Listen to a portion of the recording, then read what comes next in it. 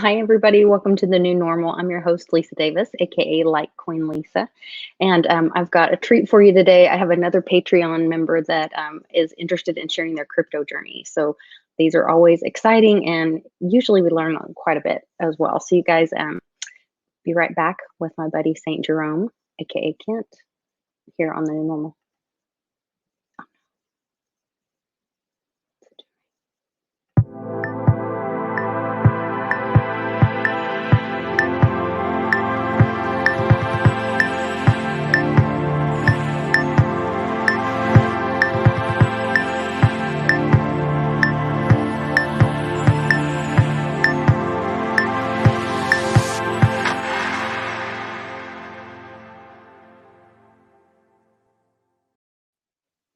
We're Hello. back on the new normal. Hi there, Kent. How are you doing? Pretty good, pretty fair. Thank you. Good. Thanks for joining us, and thanks for agreeing to share your story. I think this is a great opportunity where people can learn a lot from each other. And when we share our crypto journey, and kind of there seem to be a few commonalities in a lot of the stories. So I'm curious to know, kind of, first of all, I love your T-shirt. Thank you.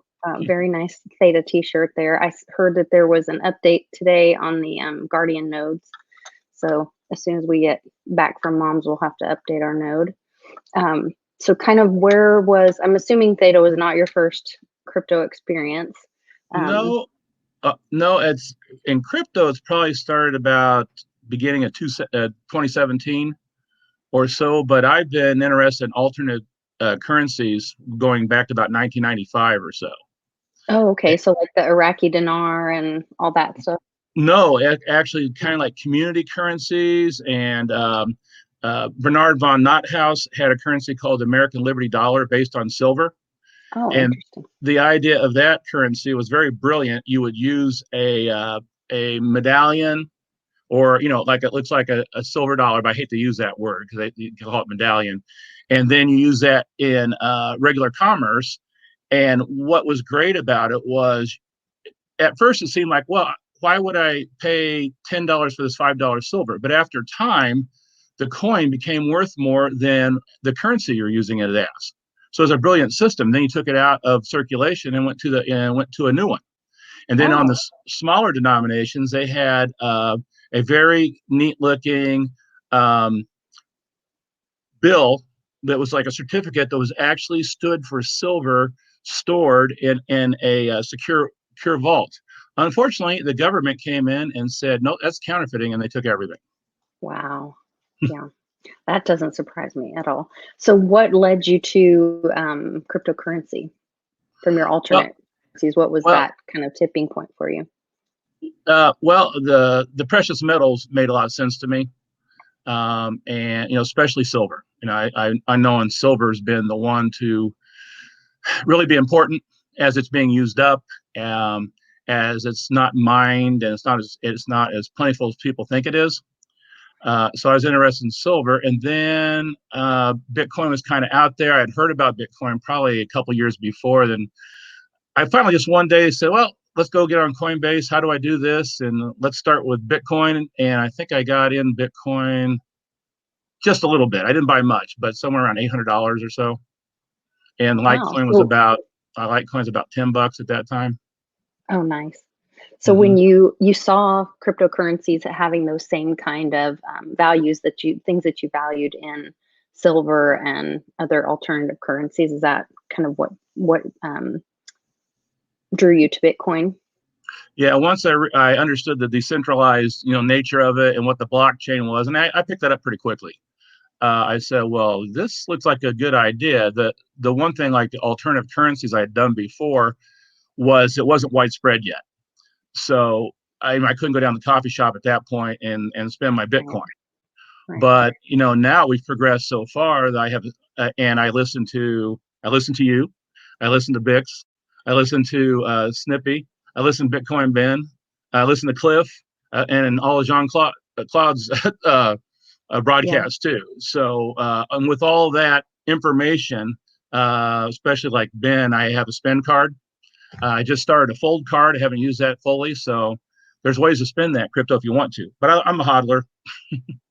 Yeah. The Litecoin card is really good too, because you can load it, and then spend it just at any Visa or MasterCard place. I don't know if it has, I don't think it has the bonus points like is it the Uphold that you get like a percentage back, or there's some kind of point system on it? Yeah, Folds, they're they're gift cards, and then you get a Okay. kickback in Satoshis. Okay. And I haven't used that much yet. I actually do have the Litecoin Foundation card. I have that card. I just haven't played with it much yet. Haven't loaded it yet. So when you were looking into these alternative currencies, was that because you already knew our current currency system was broken, or was that part of your awakening or push to these alternative currencies?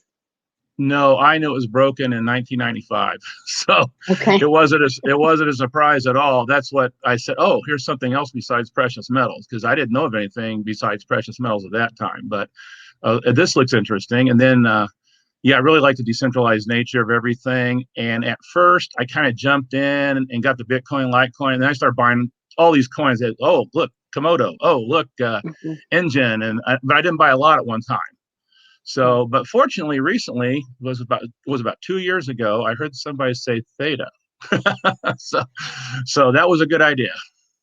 Yeah, and now Bix has been screaming and singing theta, theta, theta all over there. So really interesting. I love that you have, well, you're a teacher, right? So is Yes, that that's some of correct. you understanding the history of currency and how that all played out? And you're saying that you figured out that the system was broken in 95. What was that moment or point for you? Well, I say I've probably been pretty red pilled since I'm 64 now, since I was about 16. Okay, wow. And I kind of came in a different way. Bible prophecy was something I studied quite a bit when I was younger. And I told myself, when I see these things happening, I'll wake up a little bit. They talked about you could only buy and sell with a mark, kind of Yes, mark of the yeah. beast. And Market then beast. how Lindsay wrote his book, I read that. I said, whoa. And then I started waking up. And so just like from different fields, from the Bible, from people with precious metals, conspiracy theorists, Yeah. a lot of Did input. you see Jean-Claude's interview with Bo Pony yesterday? I think it was yesterday. No, I don't think I have yet, but I will watch it. It was really interesting, and Bo got into some of the Mark of the Beast stuff and Bible prophecy. Of course, he does all the timelines with that. So it was scary and exciting and all at the same time. I don't know.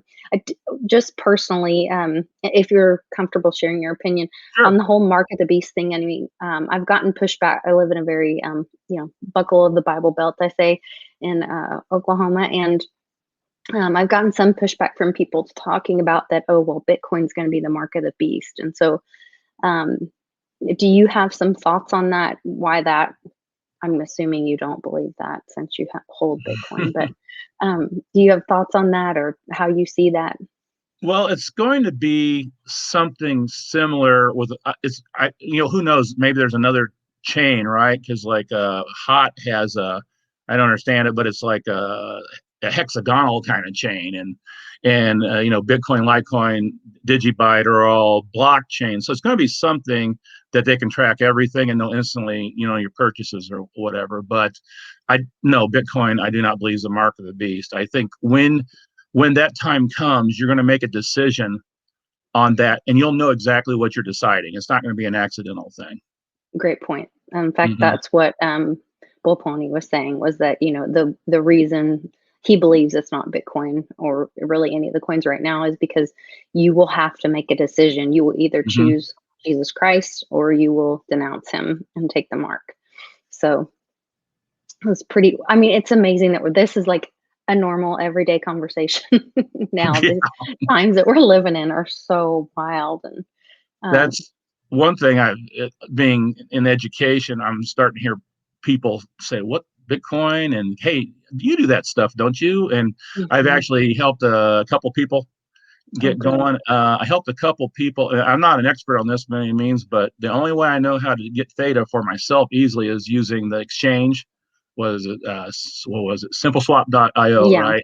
Yeah, And go so I some. helped a couple of retirees get some theta. They wanted to invest in it, and I showed them how to do it. And it was quite a procedure, let me tell you, getting to get to Yeah, that point. the learning curve is, and it's really, you know, trying to help someone or teaching someone, it really is important that they do it for themselves and they go through those Hmm. steps because of just that, learning curve. I know for me, the language was really difficult.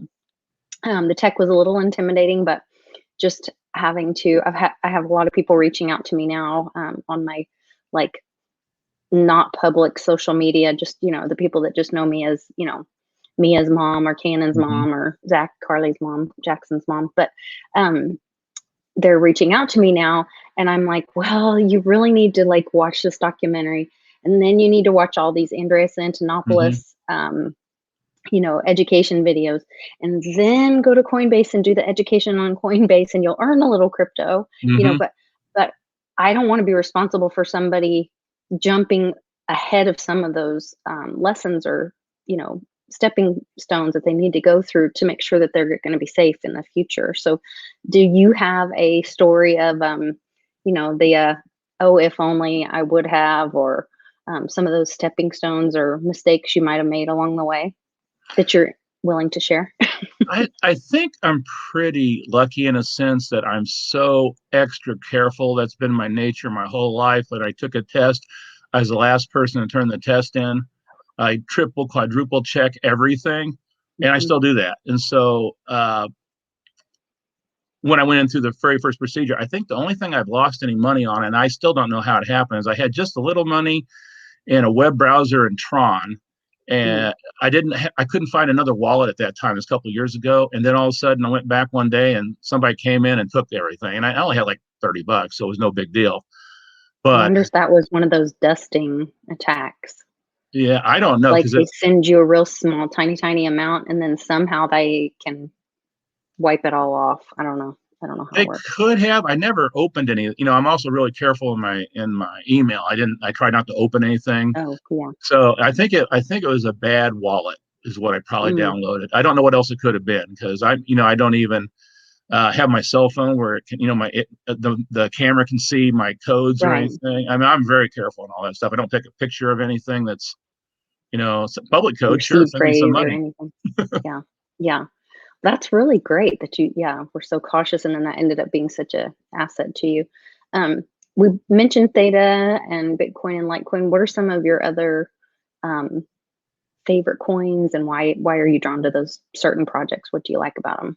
Well, I first spread out and I just said, oh, it's like a candy store. Let's get a little of this. Let's get a little of that. And then, as I got a little more mature in it, and I find, oh, Bitcoin takes a long time to load.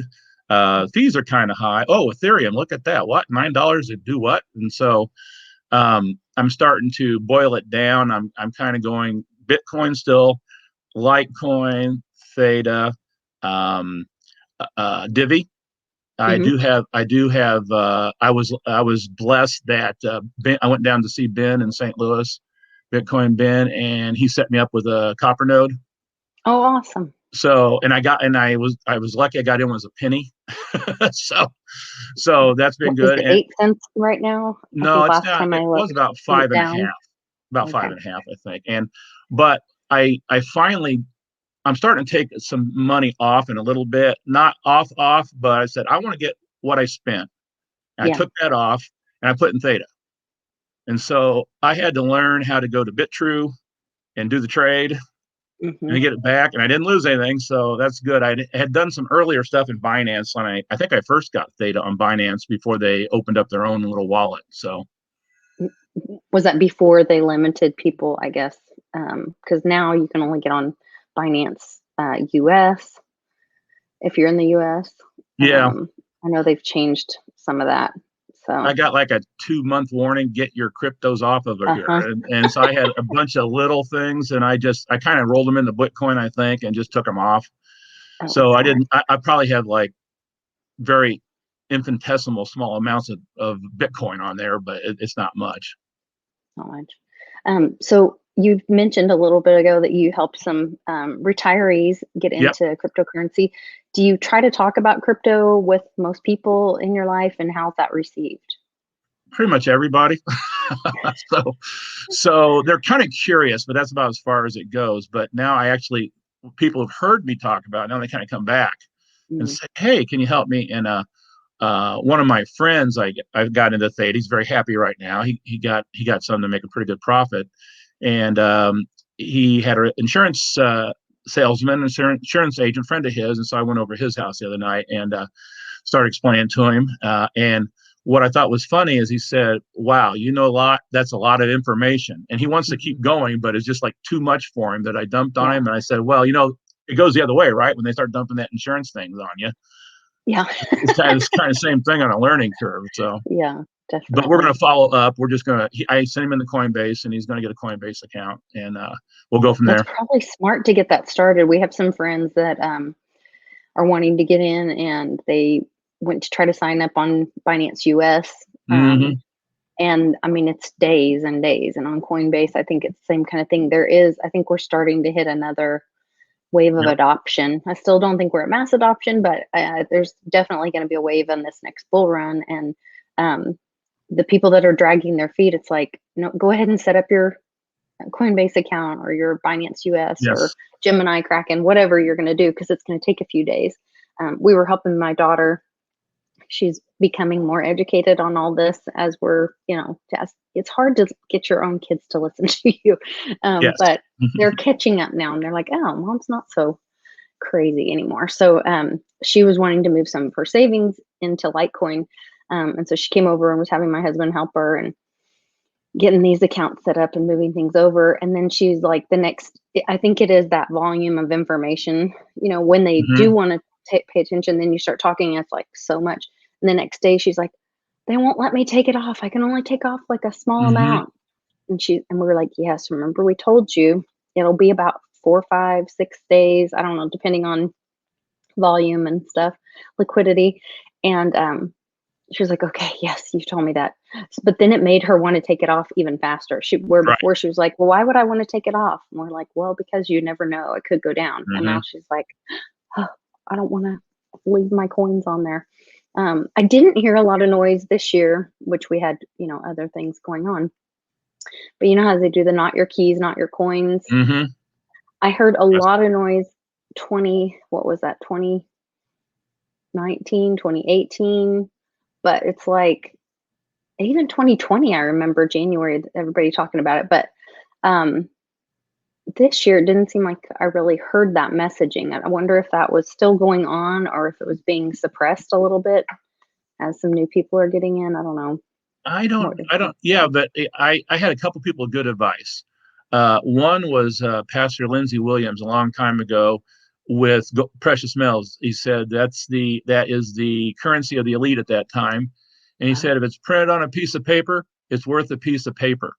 And that stuck in my head. I said, that's exactly right. If you don't have it, it isn't anything. And then when Bix come along and, he said, if you don't have your private keys in your hand and you leave them on exchange, I mean, it's really the same principle. I Right. said, both those. So yeah, I take them off and I put them in a secure place. That's for sure. Yeah. I think that's probably the number one safety, security thing to tell Mm-hmm. people for sure, is about keeping your keys safe and Well, all and that. I really harp on, I told you I'm extra cautious. Make 3 copies, put them in 3 different Mm. places. If you lose that, you lose your money. I make sure they know that right off the bat. You can't Right. lose those keys, Right. Yeah. Fireproof, waterproof, Mm-hmm. safe that nobody knows about. Yeah. Whatever Not that takes. security box in the house in the bank. In the bank. Oh my gosh, no, that would No, be don't put it there. just awful, awful. Well, what's kind of your future for cryptos? Is this going to be your full-time gig? Are you retired or retiring soon? Well, I know with you being an educator and so much changing in our education right now, I'm just curious if you're in for the long haul. Well, I'm kind of a crazy guy on education. I retired full time 5 years ago, and I'm lucky enough that in Illinois I can teach half time and get my pension and get a half time salary. So, and besides, they're hurting for teachers, period. And I'm a Spanish teacher. They're really hurting for Spanish teachers, especially next year. They made a state law out of the blue that every student that graduates from high school has to take 2 years of a foreign language. That's everybody. I'm like, oh my, I can't Wow. see I can't see some kids passing. I really, so we're gonna have to do stuff like make world remedial Spanish or something, or so everybody can get through this. But it makes my halftime job secure and actually kind of loads it up a little bit. Definitely. I had So no so idea I they were doing plan. that. I know when. Oh, sorry. Go ahead.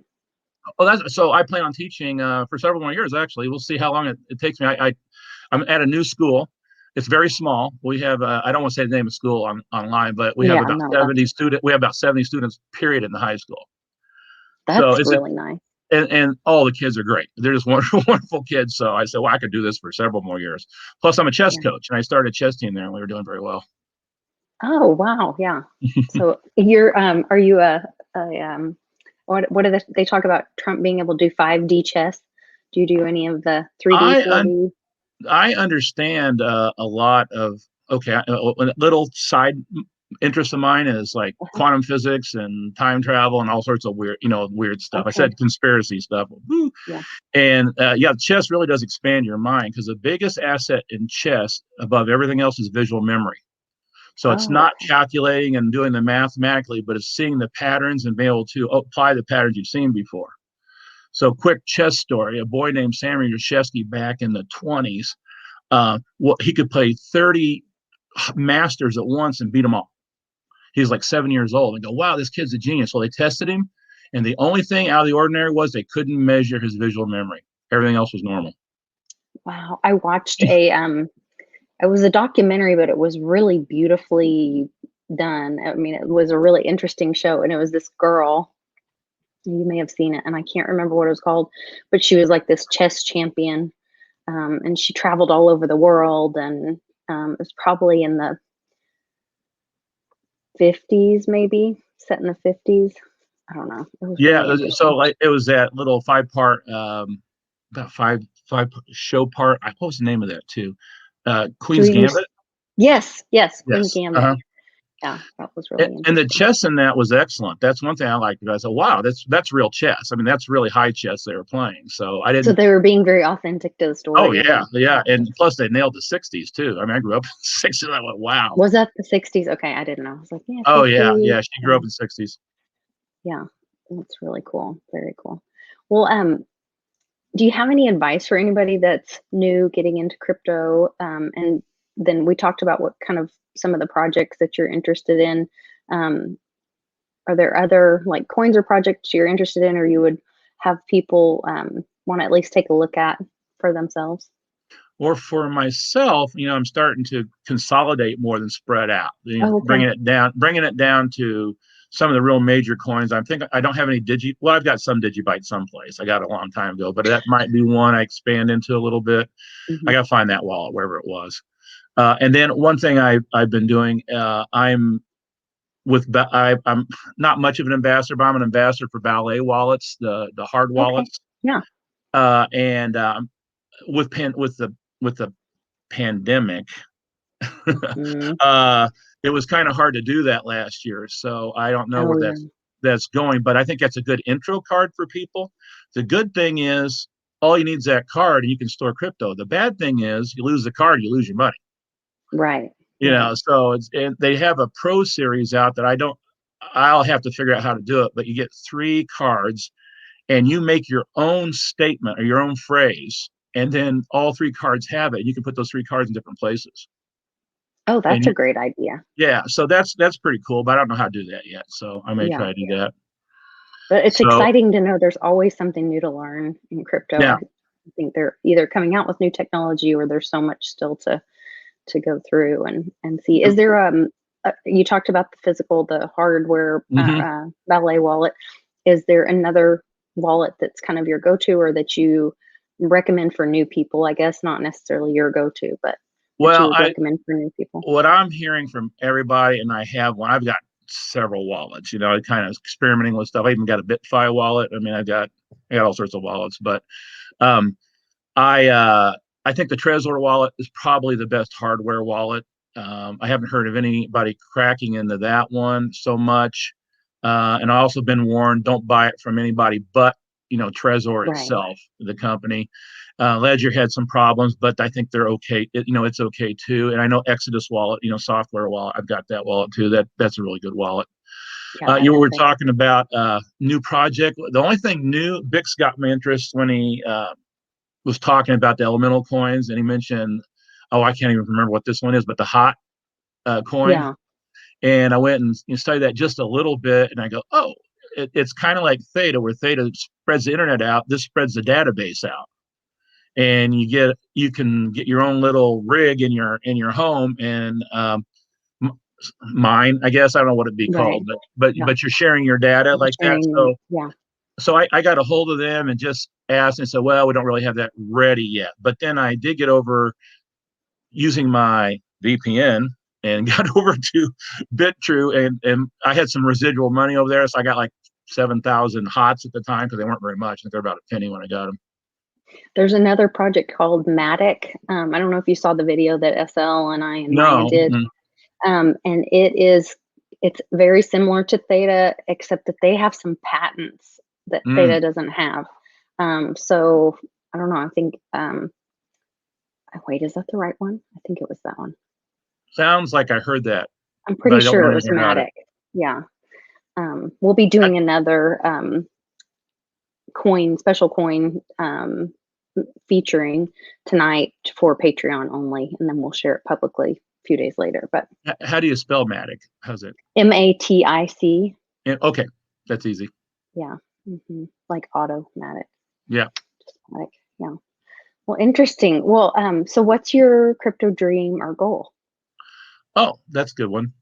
Actually, I'm fairly content in my life. I mean, there's things that are broken you'd like to fix, maybe get a newer vehicle, that kind of stuff. But I don't need to be flying like Snippy, and I'm okay on the ground.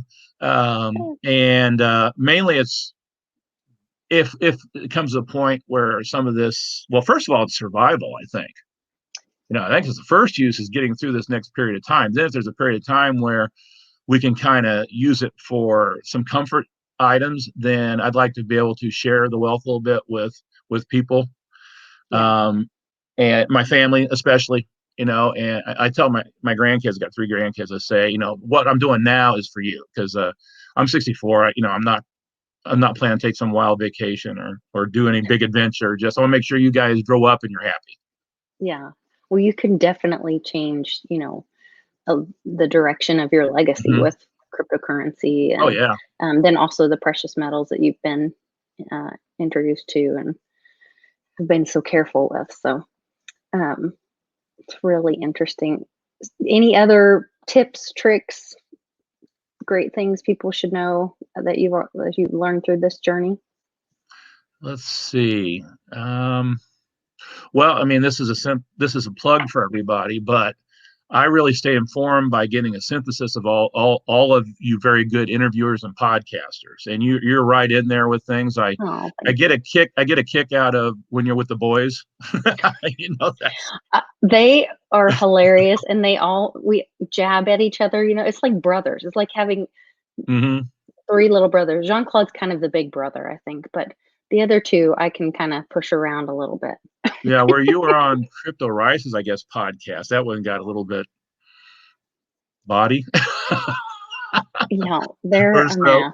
It was entertaining. It was entertaining, though. It's entertaining. Infotainment, is that what we call it? Something like that. So I've got a lot of faith. I shouldn't say faith, but I like to hear the remote viewers. Yeah. That I like that. I'm interested when psychics say, but I've got a kind of a block in there on psychic things. And I heard you talking to Cliff the other day about channeling. Yeah. And, for me, I'm a no for channeling. I think when you that's like inviting an entity and you don't know what it is into yourself. I don't want any part of that. It really was really interesting the way he divided it. And I had watched, the night before he had talked about the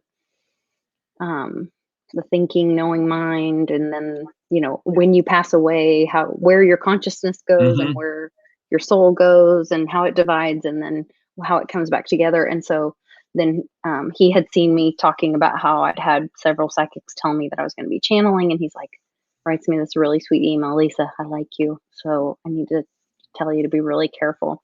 So then he agreed to come on and talk about it. So, and it just made a lot of sense. And then, but then I was like, I was almost scared to ask him what his opinion was on praying to God, or how is it different? And he said, well, you're part of that. Like you are part, your higher thinking mind is what you would call God, basically. Or that's what I took from it. So, I guess it's kind of like staying inside the house and talking to, and then going outside the house, you know, being open to the world and anyone out there. But it was a very interesting interview. Well, thank you so much for sharing your welcome. crypto journey. And I really appreciate your support on Patreon as well.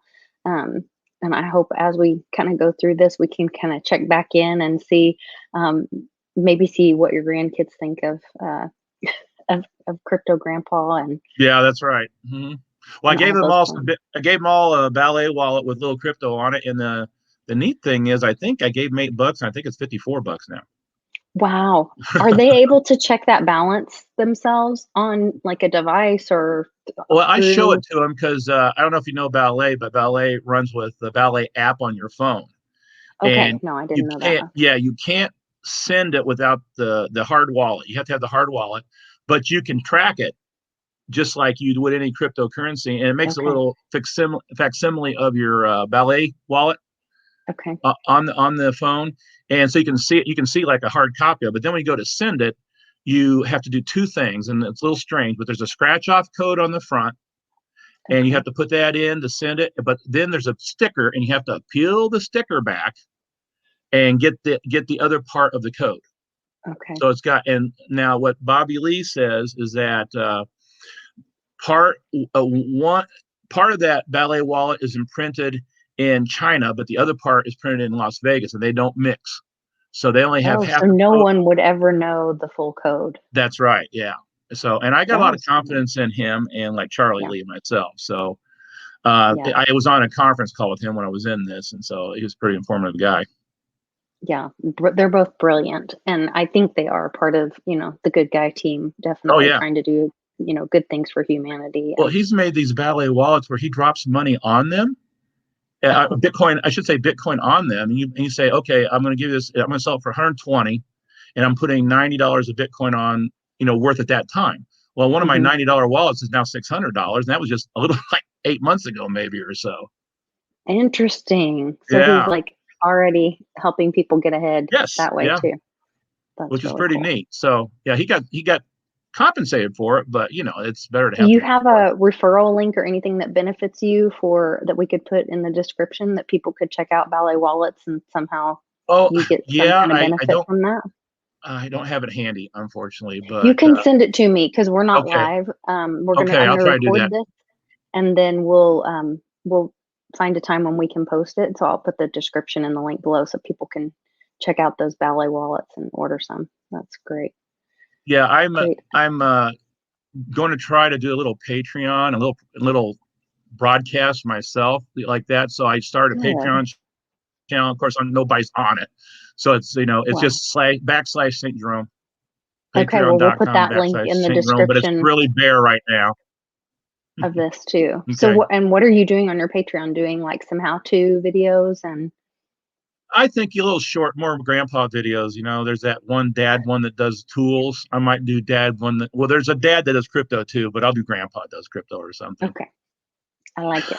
Very good. Well, we'll have a description for that in the link, or a link for that in the description below as well. So we want to help support you in that way too. So well, Kent, thanks so much for sharing this with us. I appreciate it. And if you'll hang out, I'm going to say bye to everybody. I'll be right back to chat with you. All righty.